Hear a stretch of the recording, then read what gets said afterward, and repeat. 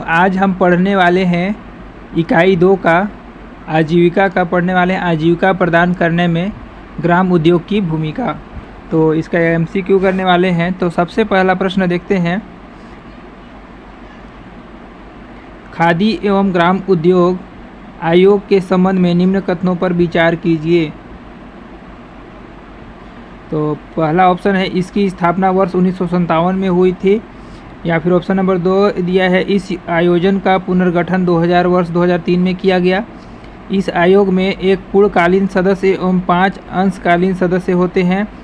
और चौथा हो जाएगा इस आयोग के पदेन सदस्य नाबार्ड के प्रमुख अध्यक्ष होते हैं, या ऑप्शन नंबर 5 क्या दिया हुआ है, इस आयोग द्वारा विभिन्न प्रकार के प्रशिक्षण कार्यक्रम संचालित हैं।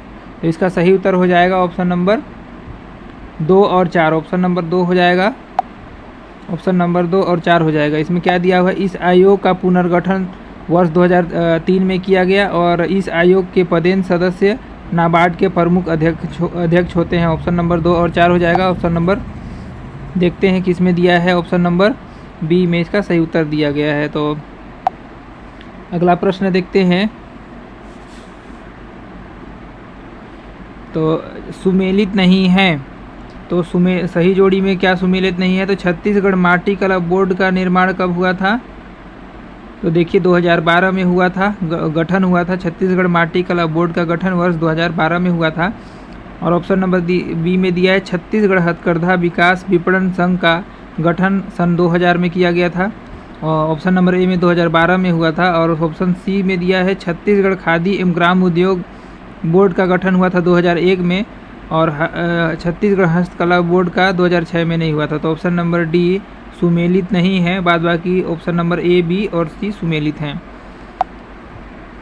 अगला प्रश्न देखते हैं, छत्तीसगढ़ माटी कला बोर्ड द्वारा संचालित योजना शामिल नहीं है, तो कौन सा योजना शामिल नहीं है, देखिए कुंभकार टेराकोटा योजना, या ऑप्शन नंबर बी में दिया आवासीय प्रशिक्षण योजना, या ऑप्शन नंबर सी में क्या दिया हुआ है उन्नत उपकरण सहायता योजना, या ऑप्शन नंबर डी दिया है ग्लेजिंग यूनिट की स्थापना।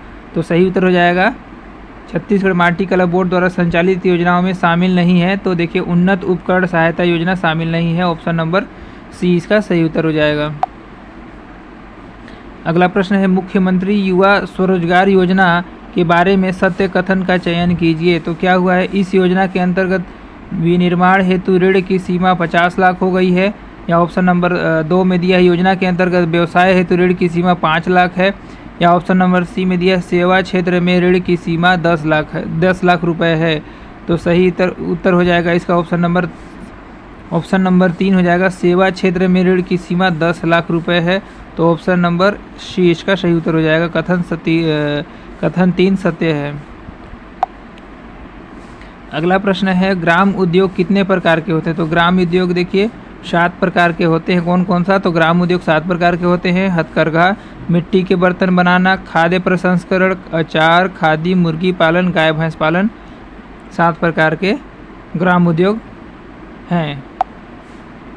अगला प्रश्न है, निम्नलिखित ग्राम उद्योग के प्रकार हैं, तो खनिज आधारित उद्योग, कृषि आधारित एवं ग्राम उद्योग, या वन आधारित उद्योग, या फिर तो देखिए निम्नलिखित ग्राम उद्योग के प्रकार कौन कौन सा है, तो खनिज आधारित है, कृषि आधारित, वन आधारित, तीनों है। अगला देखते हैं, तो ऑप्शन नंबर डी में क्या दिया है, उपरोक्त सभी। तो सही उत्तर हो जाएगा उपरोक्त सभी। अगला प्रश्न क्या है, निम्नलिखित ग्राम उद्योग के अंतर्गत नहीं आता है, तो क्या नहीं आता है, कृषि उत्पाद, वन आधारित उद्योग, या सेवा क्रियाएं। तो देखिए कृषि ग्राम उद्योग के अंतर्गत नहीं आता, कृषि को उद्योग की श्रेणी में नहीं रखा गया है क्योंकि यह उत्पाद और फसल उगाने की प्रक्रिया है। तो सही उत्तर हो जाएगा ऑप्शन नंबर ए, कृषि नहीं आएगा। अगला प्रश्न है, खादी एवं ग्राम उद्योग का गठन किया गया, तो खादी एवं ग्राम उद्योग का गठन किया गया अधिनियम 1956 में किया गया, ऑप्शन नंबर ए इसका सही उत्तर हो जाएगा। अगला प्रश्न देखते हैं, खादी एवं ग्राम उद्योग आयोग का स्थापना कब हुआ, तो खादी एवं ग्राम उद्योग का स्थापना 25 अप्रैल 1957 को हुआ था। खादी और ग्राम उद्योग की स्थापना 25 अप्रैल 1957 को हुई थी। इसकी स्थापना भारत सरकार ने संसद के खादी एवं ग्राम उद्योग आयोग के अधिनियम के तहत 1956 के तहत की थी। यह संवैधानिक निकाय है इसका मुख्यालय कहाँ है? तो मुंबई में है। अगला प्रश्न देखिए, प्रधानमंत्री रोजगार सृजन कार्यक्रम किस मंत्रालय के अधीन है? तो सहकारिता मंत्रालय या पर्यावरण मंत्रालय या कृषि मंत्रालय या सूक्ष्म लघु और मध्यम उद्यम मंत्रालय? तो देखिए प्रधानमंत्री रोजगार सृजन कार्यक्रम सूक्ष्म लघु और मध्यम उद्यम मंत्रालय, ऑप्शन नंबर डी इसका सही उत्तर हो जाएगा। अगला प्रश्न देखते हैं, छत्तीसगढ़ खादी एवं ग्राम उद्योग बोर्ड का गठन कब हुआ? तो छत्तीसगढ़ खादी एवं ग्राम उद्योग बोर्ड का गठन 20 जुलाई 2001 को हुआ था। दोस्तों अगर वीडियो अच्छा लगे तो चैनल को सब्सक्राइब कीजिएगा, लाइक कीजिएगा और वीडियो को शेयर जरूर कीजिएगा। अगला प्रश्न देखते हैं, प्रश्न नंबर 12 है, छत्तीसगढ़ ग्राम एवं ग्राम उद्योग बोर्ड का उद्देश्य क्या है? तो देखिए खादी ग्रामीण क्षेत्र में रोजगार के अवसर का सृजन करना इसका प्रमुख उद्देश्य है, तो ऑप्शन नंबर 20 का सही उत्तर हो जाएगा। अगला प्रश्न है, छत्तीसगढ़ खादी एवं ग्राम उद्योग बोर्ड द्वारा कितने उत्पाद केंद्र संचालित किए गए हैं? तो देखिए 9 उत्पाद केंद्र संचालित किए गए हैं।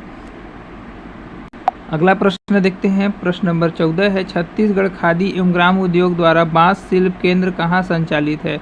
तो देखिए जगदलपुर में है। अगला प्रश्न है, जगदलपुर में स्थित बांस शिल्प केंद्र का नाम किसके नाम पर रखा गया है? देखिए दीनदयाल उपाध्याय ग्राम उद्योग शिल्प केंद्र के नाम पर रखा गया है, ऑप्शन नंबर ए इसका सही उत्तर हो जाएगा। अगला प्रश्न क्या है? अगला प्रश्न है, छत्तीसगढ़ खादी एवं ग्राम उद्योग बोर्ड का विक्रय भंडार केंद्र कहाँ कहाँ है? देखिए रायपुर में है, बिलासपुर में, जगदलपुर, उपयुक्त सभी हो जाएगा, ऑप्शन नंबर डी इसका राइट आंसर हो जाएगा। अगला प्रश्न है, छत्तीसगढ़ हस्तशिल्प विकास बोर्ड का मुख्य उद्देश्य क्या है? हस्तशिल्प के क्षेत्र में चहुमुखी विकास, है ना, तो बिल्कुल सही, ऑप्शन नंबर ए भी सही हो जाएगा। और पुरानी हुई शिल्पों को प्रशिक्षण के माध्यम से पुनर्जीवित करना, ऑप्शन नंबर बी भी सही हो जाएगा। अगला देखते हैं, ऑप्शन नंबर सी में क्या दिया हुआ है? पारंपरिक गैर पारंपरिक शिल्पियों को प्रशिक्षण प्रदान करना, उपयुक्त सभी, तो सही उत्तर हो जाएगा उपयुक्त सभी। अगला प्रश्न है, प्रश्न नंबर 18 है, छत्तीसगढ़ हस्तशिल्प विकास बोर्ड द्वारा कितने स्तरों पर प्रशिक्षण प्रदान किया जाता है? तो देखिए 3 स्तर पर किया जाता है। छत्तीसगढ़ शिल्प विकास बोर्ड द्वारा प्रशिक्षण 3 स्तरों पर प्रदान किया जाता है। अगला प्रश्न है, छत्तीसगढ़ शिल्प विकास बोर्ड द्वारा कितने माह का प्रशिक्षण प्रदान किया जाता है? तो देखिए 2 माह भी किया जाता है, ऑप्शन नंबर 2, ऑप्शन नंबर 3 भी, 3 माह भी और 4 माह भी, उपयुक्त सभी इसका सही उत्तर हो जाएगा। अगला प्रश्न देखते हैं, छत्तीसगढ़ हस्तशिल्प विकास बोर्ड द्वारा उत्पन्न उपकरण सहायता के तहत कितने राशि दिया जाता है? तो देखिए 5,000 रुपये दिया जाता है छत्तीसगढ़ हस्तशिल्प विकास बोर्ड द्वारा उन्नत उपकरण सहायता के तहत 5,000 रुपये दिया जाता है। अगला प्रश्न क्या है? प्रश्न नंबर 21 है, छत्तीसगढ़ हस्तशिल्प विकास बोर्ड द्वारा कर्मशाला एवं निर्माण सहायता के तहत सहायता राशि दिया जाता है, तो 10,000 रुपये दिया जाता है इसमें। देखते हैं ऑप्शन नंबर, तो ऑप्शन देखिए 5,000 दिया है या 10,000 या 12,000 या 15,000, तो ऑप्शन नंबर 20 का सही उत्तर हो जाएगा, 10,000 रुपये दिया जाता है। अगला प्रश्न है, छत्तीसगढ़ माटी कला बोर्ड का गठन कब हुआ था? तो छत्तीसगढ़ माटी कला बोर्ड का गठन देखिए हुआ था 14 मार्च 2012 को हुआ था, तो ऑप्शन नंबर डी इसका सही उत्तर हो जाएगा। अगला प्रश्न है, छत्तीसगढ़ माटी कला बोर्ड कार्यशील कब हुआ था? तो कार्यशील हुआ था 13 अगस्त 2012 को हुआ था, ऑप्शन नंबर 20 का सही उत्तर हो जाएगा। अगला प्रश्न है, कुम्भकार टेराकोटा योजना का प्रारंभ कब हुआ था? तो कुम्भकार टेराकोटा योजना का प्रारंभ हुआ था 31 दिसंबर 2020 को, ऑप्शन नंबर ए इसका सही उत्तर हो जाएगा। अगला प्रश्न क्या है, कुम्भकार टेराकोटा योजना के तहत प्रदेश के माटी शिल्पियों को कितने नग विद्युत चाक निःशुल्क वितरण किया गया है? तो देखते हैं,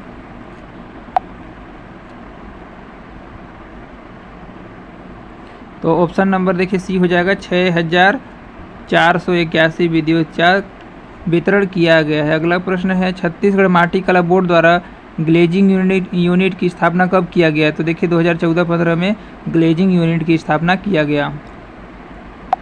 अगला प्रश्न देखते हैं, प्रश्न नंबर 27 है, छत्तीसगढ़ माटी कला बोर्ड द्वारा आवासीय प्रशिक्षण योजना का शुरुआत कहाँ किया गया था? शुरुआत कहाँ किया गया था? तो देखिए कब किया गया था, है ना, ऑप्शन नंबर देखिए छत्तीसगढ़ माटी कला बोर्ड द्वारा आवासीय प्रशिक्षण का शुरुआत कब किया गया? तो देखिए दिसंबर 2016 में किया गया था, तो ऑप्शन नंबर सी इसका सही उत्तर हो जाएगा। अगला ऑप्शन नंबर डी इसका सही उत्तर हो जाएगा, सॉरी। अगला प्रश्न है छत्तीसगढ़ माटी कला बोर्ड द्वारा शिल्पकारों को प्रशिक्षण हेतु कितने आवासीय प्रशिक्षण केंद्र की स्थापना किया गया है। तो देखिए 300 शिल्पकारों को है ना आवासीय प्रशिक्षण केंद्र की स्थापना किया गया है। तो ऑप्शन नंबर देखिए छत्तीसगढ़ माटी कला बोर्ड द्वारा शिल्पकारों को प्रशिक्षण हेतु 300 आवासीय प्रशिक्षण केंद्र की स्थापना किया गया है। तो ऑप्शन नंबर बी इसका राइट आंसर हो जाएगा। अगला प्रश्न है छत्तीसगढ़ राज्य हथकरघा विकास व विपणन सहकारी संघ का प्रारंभ कब हुआ था। तो कब हुआ था देखते हैं 20 दिसंबर 2000 को हुआ था। छत्तीसगढ़ राज्य हथकरघा विकास एवं विपणन सहकारी संघ की स्थापना 20 दिसंबर 2020 को हुआ था। इसका मुख्यालय कहाँ है। तो रायपुर में स्थित है इसका मुख्यालय। अगला प्रश्न देखते हैं प्रश्न नंबर 30 है छत्तीसगढ़ राज्य हथकरघा विकास विपणन सहकारी संघ का उद्देश्य क्या है। तो इसका उद्देश्य क्या है, राज्य के हथकरघा उत्पादों के प्रदर्शन व विक्रय के लिए एक्सपो एवं प्रदर्शनी का आयोजन। ऑप्शन नंबर बी में दिया है बुनकर समितियों के विपणन सुविधा प्रदान करने हेतु शोरूम की स्थापना व संचालन। और ऑप्शन नंबर सी क्या दिया है, तो बुनकरों को हथकरघा बुनाई के नवीन तकनीक विकसित करना या उपरोक्त सभी। तो इसका सही उत्तर क्या हो जाएगा, उपरोक्त सही हो जाएगा ऑप्शन नंबर डी। अगला प्रश्न क्या है, प्रश्न नंबर 31 है छत्तीसगढ़ राज्य हथकरघा विकास व विपणन सहकारी संघ द्वारा कोसा वस्त्र का उत्पादन किया जा रहा है। तो देखिए जांजगीर चांपा में किया जा रहा है और रायगढ़ जिले में किया जा रहा है। तो ऑप्शन नंबर ए और बी दोनों हो जाएगा। तो ऑप्शन नंबर ए और बी इसका सही उत्तर हो जाएगा। ऑप्शन नंबर सी दोनों सही है।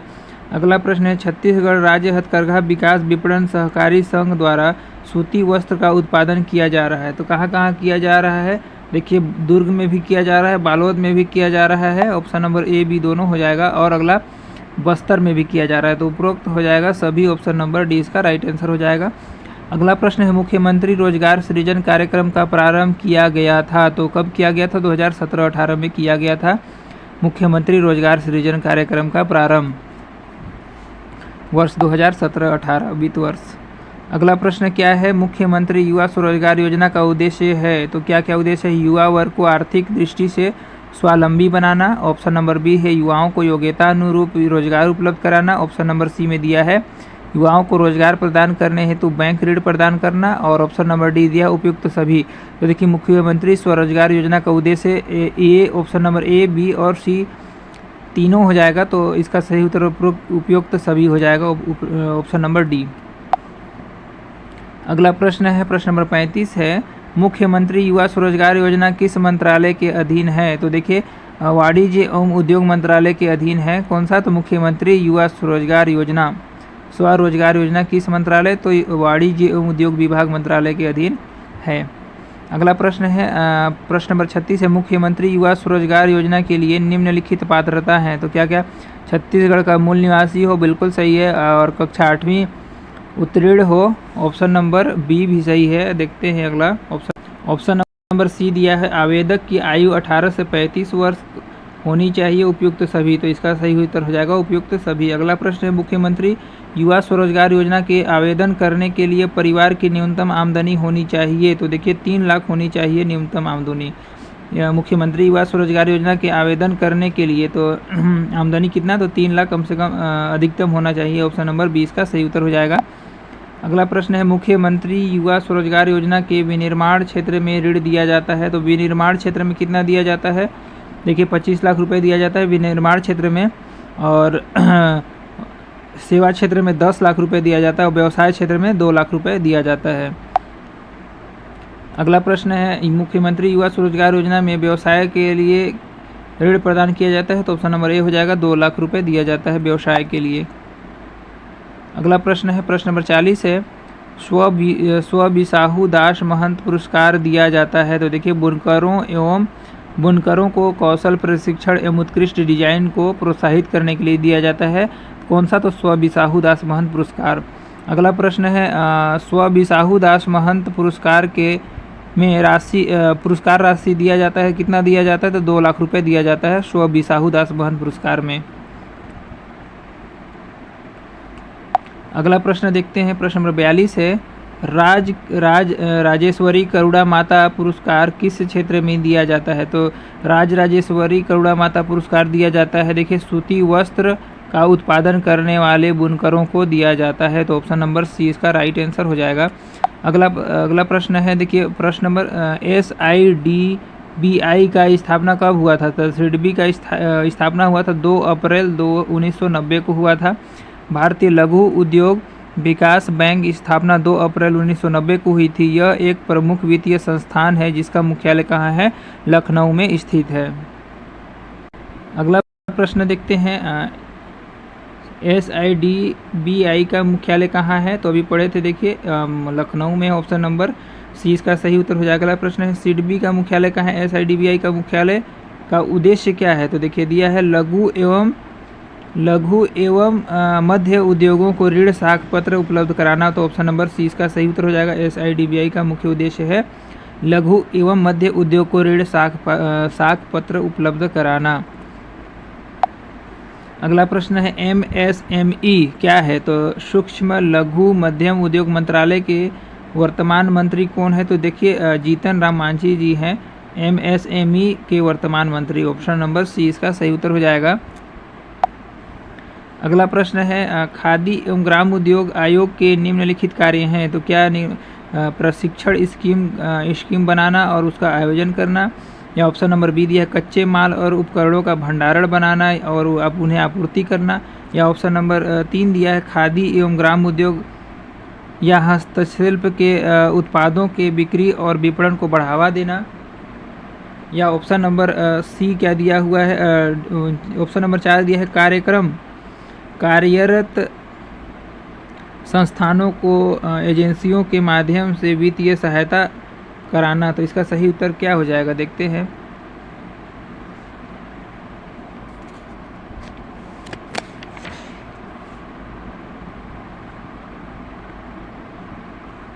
तो ऑप्शन नंबर 1 में दिया है प्रशिक्षण। देखिए खादी एवं ग्राम उद्योग आयोग के निम्नलिखित कार्य हैं। तो प्रशिक्षण ऑप्शन नंबर ए भी हो जाएगा, प्रशिक्षण स्कीम बनाना और उसका आयोजन करना। और ऑप्शन नंबर बी भी सही है, कच्चे माल और उपकरणों का भंडार बनाना और उन्हें आपूर्ति करना, बी भी सही है। और ऑप्शन नंबर 3 भी सही है, खादी एवं ग्राम उद्योग या हस्तशिल्प के उत्पादों के बिक्री और विपणन को बढ़ावा देना। ऑप्शन नंबर 4 भी सही है, कार्यरत संस्थानों को एजेंसियों के माध्यम से वित्तीय सहायता प्रदान करना। तो ऑप्शन नंबर देखते हैं, ए में 1 दिया है, बी में दिया है 1 2, सी में दिया 1 2 3 और 1 2 3 4 हो जाएगा। तो ऑप्शन नंबर डी इसका सही उत्तर हो जाएगा।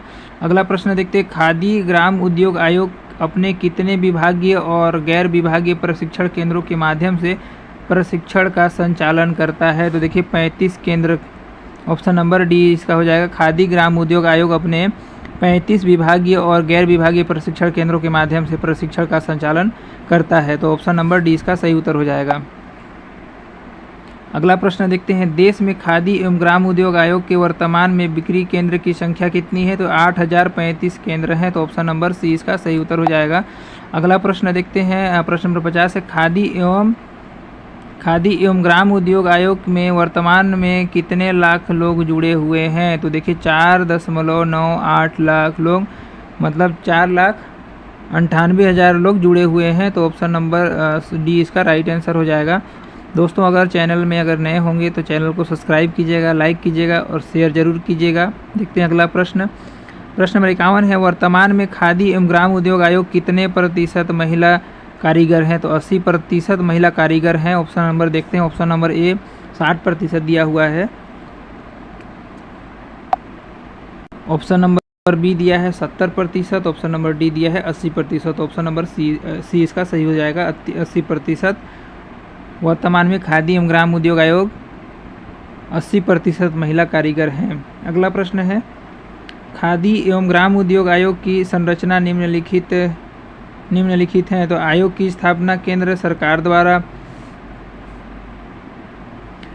द्वारा या ऑप्शन नंबर 2 दिया है, आयोग के अध्यक्ष सदस्य केंद्र सरकार द्वारा नियुक्त किए जाते हैं, या ऑप्शन नंबर 3 दिया है 6 गैर सरकारी सदस्य होंगे, ऑप्शन नंबर डी जिन्हें जिन्हें खादी एवं ग्राम उद्योग का विशिष्ट ज्ञान व 10 वर्ष का अनुभव हो उन्हें मिलेगा। तो देखिए खादी एवं ग्राम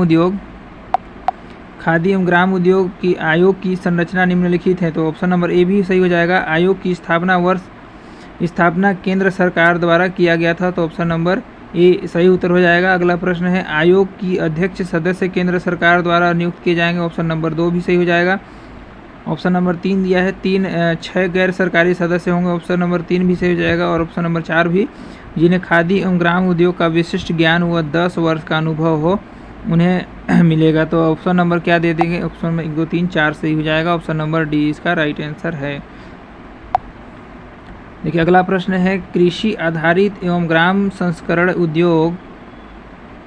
उद्योग में निम्नलिखित गतिविधियां शामिल हैं। तो देखिए शहद और मधुमक्खी पालन, ग्रामीण तेल उद्योग, पाम गुड़ और अन्य पाम उत्पाद, फल और सब्जी प्रसंस्करण। तो ऑप्शन नंबर डी इसका सही उत्तर हो जाएगा। 1 2 3 चारों हो जाएगा कृषि आधारित एवं खाद्य प्रसंस्करण उद्योग, जिसमें गतिविधियां शामिल हैं चारों। अगला प्रश्न देखते हैं। देखिए प्रश्न 54 है कृषि आधारित खाद्य प्रसंस्करण उद्योग में निम्नलिखित गतिविधियां शामिल हैं। तो कौन सी गतिविधियां शामिल है? देखिए पटसन उद्योग शामिल है, दाल और अनाज प्रसंस्करण उद्योग शामिल है, जैविक रंगाई उद्योग शामिल है, औषधि पादप संग्रह एवं प्रसंस्करण उद्योग शामिल है। तो ऑप्शन नंबर डी इसका राइट आंसर हो जाएगा। अगला प्रश्न देखते हैं कृषि आधारित खाद्य प्रसंस्करण उद्योग में निम्नलिखित में से कौन सी गतिविधियां शामिल नहीं हैं? तो देखिए फल सब्जी प्रसंस्करण उद्योग ये भी शामिल है, ग्रामीण उद्योग तेल उद्योग भी शामिल है, घर की सजावट के लिए मिट्टी के बर्तन शामिल नहीं है। तो ऑप्शन नंबर सी इसका शामिल नहीं में आएगा। तो जैविक रंगाई भी इसका शामिल है इसके अंतर्गत इस गतिविधि में। तो ऑप्शन नंबर डी भी सही उत्तर हो जाएगा। तो इसमें प्रश्न में दिया है कृषि आधारित खाद्य प्रसंस्करण उद्योग में कौन से गतिविधि शामिल नहीं है? तो देखिए घर की सजावट के लिए मिट्टी के बर्तन शामिल नहीं। तो ऑप्शन नंबर सी इसका सही उत्तर हो जाएगा।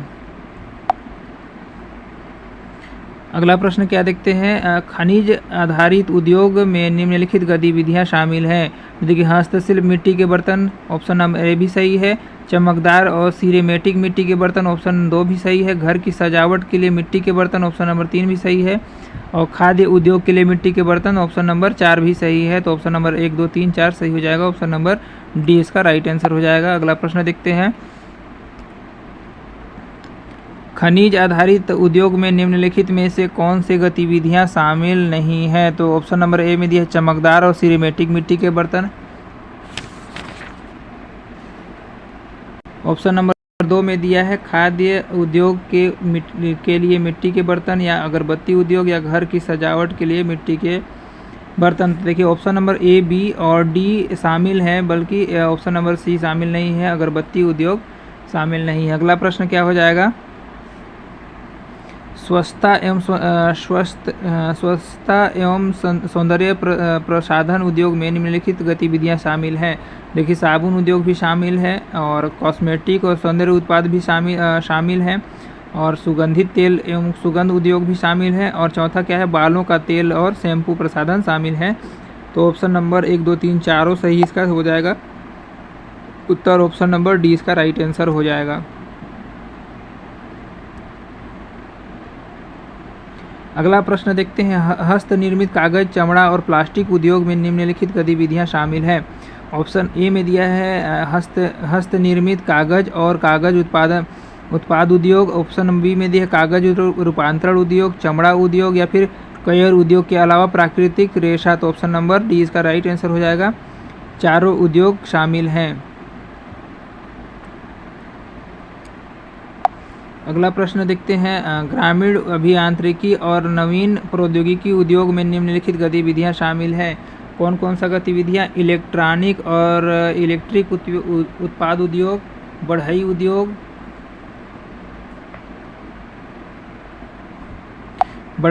ऑप्शन नंबर 3 में क्या दिया हुआ है बायोगैस और पारंपरिक ऊर्जा उद्योग, खाद्य उद्योग, या उपरोक्त सभी। तो सही उत्तर हो जाएगा उपरोक्त सभी हो जाएगा। देखिए ग्रामीण अभियांत्रिकी और नवीन प्रौद्योगिकी उद्योग में कौन कौन सी गतिविधियां? तो चारों उद्योग शामिल हैं, उपरोक्त सभी इसका सही उत्तर हो जाएगा। अगला प्रश्न देखते हैं, सेवा उद्योग में निम्नलिखित गतिविधियां शामिल हैं। लघु व्यवसाय, प्लम्बिंग, और ऑप्शन नंबर डी दिया है, 3 दिया है, इलेक्ट्रिकल एवं इलेक्ट्रॉनिक रखरखाव एवं मरम्मत, या एसी मरम्मत, मोबाइल मरम्मत, सिलाई मशीन संचालन। तो सही उत्तर क्या हो जाएगा? ऑप्शन नंबर डी, 1 2 3 4 चारों इसका सही हो जाएगा। अगला प्रश्न है, प्रधानमंत्री रोजगार सृजन कार्यक्रम में निम्नलिखित उद्देश्य हैं। तो कौन कौन सा उद्देश्य है? देखिए, ग्रामीण क्षेत्रों के साथ साथ शहरी क्षेत्रों में रोजगार के अवसर का सृजन करना, बिल्कुल सही है। उद्देश्य में 1 भी सही है। ऑप्शन 2 में देखिए, परंपरागत कारीगर, ग्रामीण शहरी बेरोजगार युवाओं को एक साथ लाना, ऑप्शन 2 भी सही है। ऑप्शन 3 में दिया है, ग्रामीण युवाओं के शहरी क्षेत्र में पलायन को रोका जाना, ऑप्शन 3 भी सही है। अगला है, कारीगर की मजदूरी अर्जन क्षमता बढ़ाना और शहरी रोजगार की विकास दर बढ़ाने में योगदान देना, ऑप्शन 4 भी सही है। तो इसका सही उत्तर हो जाएगा ऑप्शन नंबर डी, इसका राइट आंसर हो जाएगा। अगला प्रश्न है, प्रधानमंत्री रोजगार सृजन कार्यक्रम में लाभार्थी के लिए निम्नलिखित पात्रता शर्त हैं। तो देखिए क्या है, 18 वर्ष से अधिक आयु का कोई भी व्यक्ति योजना का लाभ लेने हेतु पात्र है। ऑप्शन बी है, लाभार्थी की न्यूनतम शैक्षणिक योग्यता 8वीं कक्षा उत्तीर्ण होनी चाहिए, ऑप्शन बी भी सही है। विनिर्माण के क्षेत्र में 10 लाख व्यवसाय या सेवा क्षेत्र में 5 लाख रुपए, या ऑप्शन नंबर उपरोक्त डी दिया है। तो उपरोक्त सही हो जाएगा, उपरोक्त सभी ऑप्शन नंबर डी इसका सही उत्तर हो जाएगा। अगला प्रश्न है, खादी और ग्राम उद्योग आयोग की निम्नलिखित भूमिका है। तो कौन कौन सी है? राष्ट्रीय स्तर पर स्कीम की एकल कार्यान्वयन एजेंसी होगी, बिल्कुल सही है। मुख्य कार्यकारी अधिकारी कार्य निष्पादन की समीक्षा करेंगे, बी भी सही है। सृजित रोजगार और स्थापित परियोजनाओं को दर्शाते हुए लाभार्थी का ब्यौरा शामिल होगा, तो ऑप्शन सी भी सही है। उपरोक्त डी इसका राइट आंसर हो जाएगा तीनों। अगला प्रश्न देखते हैं, छत्तीसगढ़ खादी ग्राम उद्योग बोर्ड का वर्तमान अध्यक्ष कौन है? तो देखिए राजेंद्र तिवारी जी हैं, ऑप्शन नंबर ए इसका सही उत्तर हो जाएगा। अगला प्रश्न है, छत्तीसगढ़ खादी एवं ग्राम उद्योग बोर्ड में निम्नलिखित उद्देश्य हैं। तो देखिए ऑप्शन नंबर ए में दिया है, ग्रामीण क्षेत्र में रोजगार के अवसरों का सृजन करना, ग्रामीण अर्थव्यवस्था को सुदृढ़ करना, या ऑप्शन नंबर 2 में दिया है, वस्तुओं का विनिर्माण कर विकेंद्रीकरण अर्थव्यवस्था को प्रोत्साहन करना, या ग्रामीण क्षेत्रों में शोषण रहित एवं समता मूलक समाज की रचना करना, या ऑप्शन नंबर 4 दिया है, ग्रामीण क्षेत्र में लघु एवं कुटीर उद्योग की स्थापना को बढ़ावा देना। तो ऑप्शन नंबर 1 2 3 चारों सही इसका हो जाएगा। अगला प्रश्न देखते हैं, प्रश्न नंबर 67 है, खादी और ग्राम उद्योग बोर्ड के मुख्य कार्य निम्न हैं। तो कौन कौन सा है? ऑप्शन ए में दिया, खादी और ग्राम उद्योग से जुड़े आंकड़े इकट्ठा करना और उन्हें प्रकाशित करना, ऑप्शन 2 में दिया है, कच्चे माल के भंडारण में मदद करना, ऑप्शन 3 दिया, खादी और ग्राम उद्योग से जुड़े उत्पादों के विपणन में मदद करना, ऑप्शन 4 में दिया, खादी और ग्राम उद्योग से जुड़े उत्पादों की गुणवत्ता के लिए मानक तय करना। तो ऑप्शन नंबर 1 2 3 4 चारों सही हो जाएगा, ऑप्शन नंबर डी इसका सही उत्तर हो जाएगा। अगला प्रश्न देखते हैं, छत्तीसगढ़ खादी और ग्राम उद्योग बोर्ड के कितने उत्पाद केंद्र हैं? तो देखिए 9 उत्पाद केंद्र हैं, ऑप्शन नंबर सी इसका सही उत्तर हो जाएगा।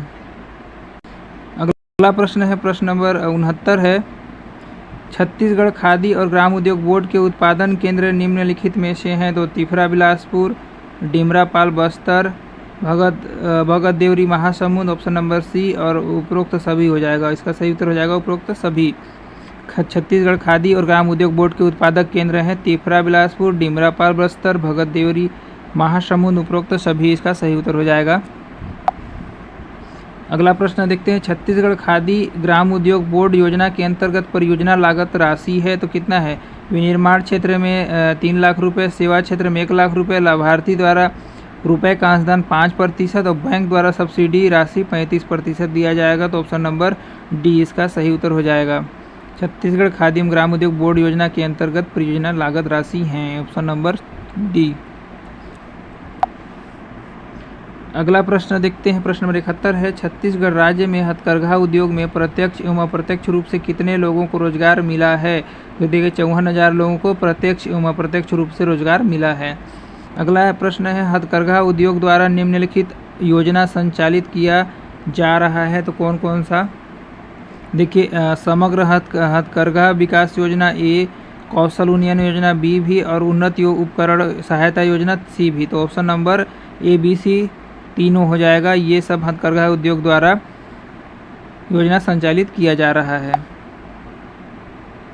तो ये ऑप्शन नंबर डी इसका राइट आंसर हो जाएगा। अगला प्रश्न देखते हैं, प्रश्न नंबर 73, समग्र हथकरघा विकास योजना में प्रशिक्षण, गुणवत्ता सुधार, उत्पादन विकास, उत्पादन संवर्धन के लिए प्रत्येक क्लस्टर सहायता राशि उपलब्ध कराया जाता है। तो देखिए 60 लाख कराया जाता है। ऑप्शन नंबर डी इसका सही उत्तर हो जाएगा। अगला प्रश्न है हथकरघा उद्योग में उन्नत उपकरण सहायता योजना के अंतर्गत यदि प्रति बुनकर सहायता राशि कराया जाता है, तो देखिए 34,000 रुपये प्रति बुनकर राशि, प्रति बुनकर सहायता राशि कितना है? तो 34,000 रुपये उपलब्ध कराया जाता है। अगला प्रश्न है 75, हथकरघा उद्योग में अधोसंरचना निर्माण हेतु प्रति समिति सहायता राशि उपलब्ध कराया जाता है। तो देखिए 20 लाख रुपए कराया जाता है हथकरघा उद्योग में अधोसंरचना निर्माण हेतु। प्रति समिति सहायता राशि 20 लाख रुपए है। Option number C. अगला प्रश्न क्या है, हथकरघा उद्योग में विपणन प्रचार हेतु सहायता राशि उपलब्ध कराया जाता है। तो विपणन प्रचार हेतु कितना? 25,000 रुपये कराया, अरे ऑप्शन सी, सॉरी 25,000 नहीं, 1 लाख रुपये के हथकरघा उद्योग में विपणन प्रचार हेतु 1 लाख रुपये राशि उपलब्ध कराया जाता है। तो ऑप्शन नंबर डी इसका सही उत्तर हो जाएगा, 1 लाख रुपये।